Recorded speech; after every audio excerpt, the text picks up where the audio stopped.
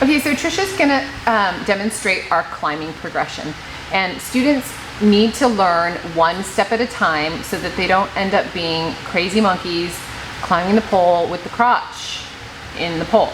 So the first thing that we do is we teach them how to put their shin on the pole and use it to push away with. So where her shin is, she also has her knee on the pole and her foot on another side. So her knee and her foot are on opposite sides. And you want the student to understand the energy of this, that they're not just placing their foot on the pole. If they just put this here and expect it to do anything, it's just gonna slide right down, or they're gonna end up using all upper body. So this is the crucial point where you're teaching your student to use their legs when they climb. So I would actually even say hike it up just a teensy bit higher. And you want them to understand that their knee is pushing in this way and their foot is going like more this way, so that they have this sort of a clamping effect. And then when they step up, they're gonna actually be pushing the pole, pushing this little part where their calf separates from the bone into the pole. Now when they push as they come up, you don't want the pole to slide up their thigh. The pole needs to stay at the knee. So Trisha's gonna demonstrate what we call a climb up, which is the first step in the climbing progression. Notice that the pole is staying here and it's not going in here. Show us what it looks like if you just let your knee slide forward. Exactly, so that's what you don't want to happen. The second thing they need to do once they've mastered the climb up is to do what we call a squat. So from the climb up, Trisha's gonna take her other leg and wrap it around the front. Notice her knees are at the same height and her ankles. This is just like the fireman. And so keeping the knees squeezed here and the pole between her knees, she can do that beautifully.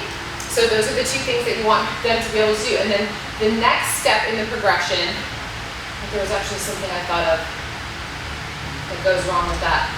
Okay, so show me what students normally do when you try to teach them a squat. They always bring their other leg up really high. Yeah, either behind, which is another form of climbing, or bring the other leg up here. That's what they normally do. That will happen 99.9% of the time when you're trying to teach someone the pole squat. So you have to just keep telling them, cross at the ankles, clamshell, and squeeze at your knees. Knees should be the same height. They will go like this because they're climbing and they think they need to go one above the other.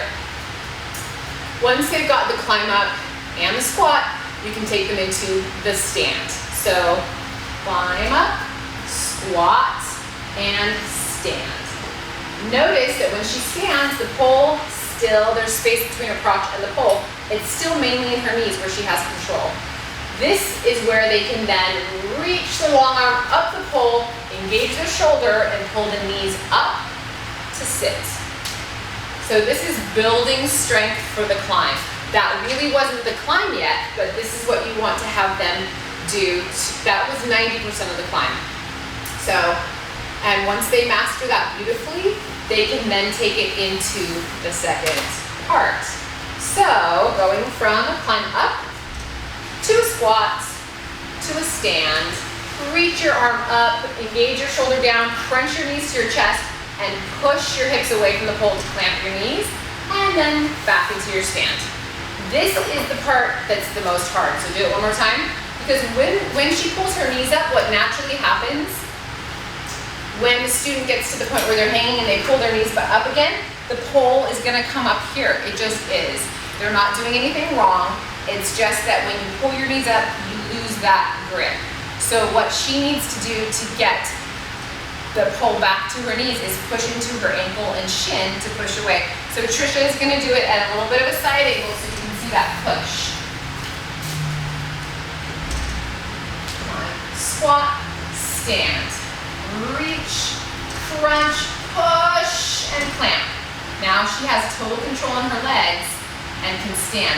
You want the standing part to be all in your legs. You don't want to be pulling yourself up the pole with your bent arms. And then the reason I teach them to climb like this is because then you can add a body weight to it. Whereas if you're climbing all with arms and you don't have that straight arm and that body engagement, you can't do the little body weight up.